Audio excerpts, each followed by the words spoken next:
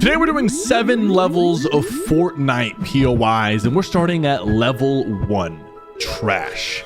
These are the worst POIs imaginable.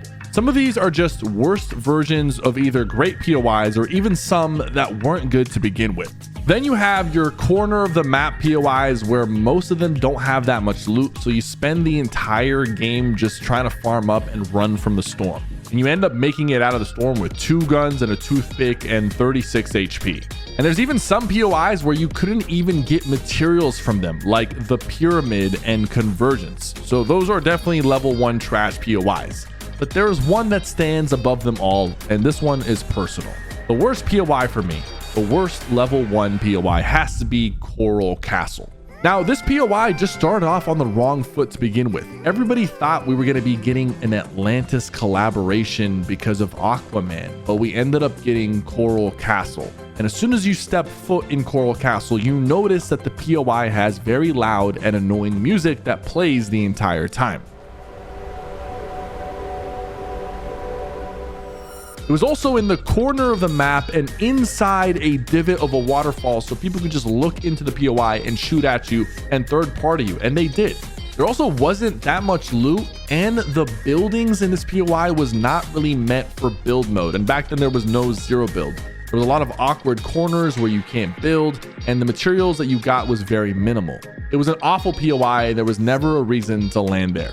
It's safe to say most people will not miss any of these level 1 POIs, and they're glad they're not in the game anymore.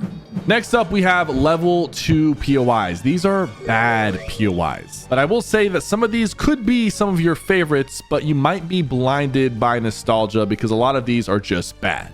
Some of these have awful layouts like Foxy Floodgates or Shady Stilts with the multiple levels and confusion. Or they didn't have much loot, but maybe they were more central on the map, so they at least had a better starting point than a level 1 POI. There's a couple here that are still at the edge of the map, but at least the loot wasn't that bad and you could get some materials from them, so they got bumped up from level 1 to level 2. But for Moisty Palms, Epic took one of the best POIs from chapter 1 and added this horrible feature where you could crouch and turn into a prop. It was funny at first, and there was some good content and memes that could be had, but if you were seriously trying to play the game, you weren't really looking forward to landing at this POI and turning into a toilet in the middle of a fight. I also want to mention that the Greasy Grove version where taco time happened would also fit in level 2 as well, because it was just an annoying mechanic that forced you to dance every minute. Taking the best POIs from the game and adding a gimmicky mechanic definitely nerfs the POI down to a level 2.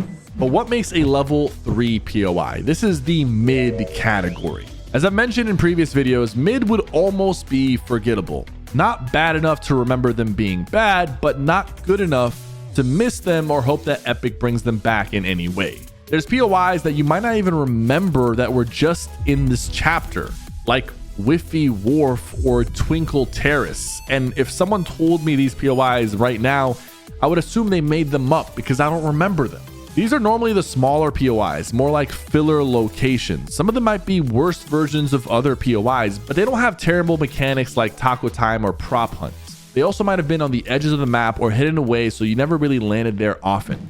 Next up is level 4, okay POIs. They're not bad by any means, but they're nothing to brag about either. You could land here, grab your loot, and get out, and most of the POIs were balanced with decent rotations and enough materials. You've got places like Happy Hamlet and Misty Meadows.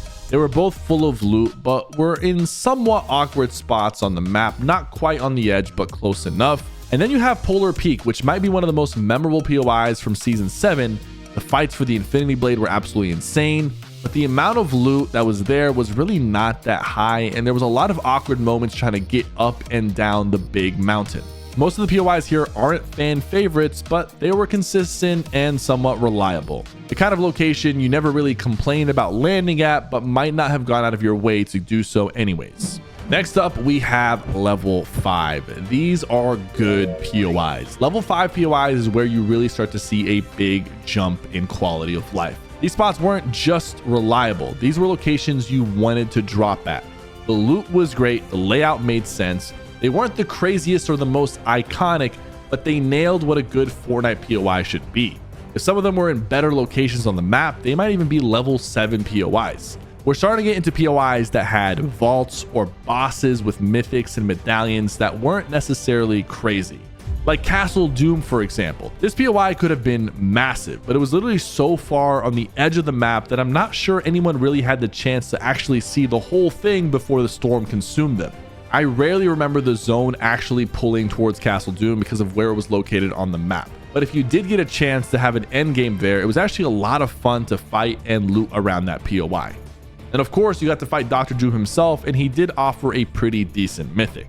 In my opinion, if Castle Doom was in the middle of the map, it could be a level 6 or 7 easily. Next up, we have level 6. Great POIs. There was so much effort that went into these POIs. Not only was the design and layout fantastic, but the small details as well. You have POIs like Lone Wolf Flare, which had so many little details like the Leo inspired paintings on the wall. You had Crime City, which might have had the most Easter eggs we've ever seen in any POI, with all the different shops around, and most of these are stacked on loot. Some of them you were walking out with mythics and medallions, and you might be wondering why Slurpy Swamp is on this level. Yes, the actual POI loot wasn't that crazy, but you still got a ton of loot and it was a big POI. But the reason I consider Slurpy level 6 is you got a guaranteed 100 health and 100 shield for landing there. You could also heal yourself with the water around the POI with all the slurp barrels and trucks. And you might remember Laserbeam actually won a game where he didn't leave the POI at all just by fishing and staying inside the water. Yes, these POIs were great. You have a lot of different versions of Tilted Towers here, but they're not quite as legendary as level 7. They were just missing that one final thing. So what makes a level 7 legendary POI? The feeling of landing at any of these POIs can't be matched. There's a lot of classic ones here. These were all located in prime spots on the map, normally in the center of the map, or had some type of quick mobility to move around if the storm came through. They had a ton of loot. The fights felt really good at these POIs. And you might notice that we almost have the best POIs from each chapter ranked in level 7. But I honestly feel like there were no real POIs from chapter 6 that belonged in level 7, which is saying a lot about chapter 6. Maybe that'll change in the future, but I doubt it. But we have places like Retail Row, which is one of my all-time favorite locations. Such a large POI with a ton of loot and great spots for fighting. It was also easy to rotate out of, go to Salty, go south to Paradise, and overall just a solid drop spot. And of course you have Tilted Towers, which shouldn't be surprising that it's a level 7 POI. Huge building, a ton of loot, opportunities for high ground, and it felt like the entire lobby could land here and there was still enough loot for everyone. The memories of dropping at Tilted Towers with the boys will never be forgotten. It's unlike anything I've ever experienced at any other POI, but there's other POIs on this list that are also level 7. Let me know if you agree or disagree in the comments. I'll definitely read them. But thank you guys so much for watching, and let me know what I should do level 1 through 7 next in Fortnite.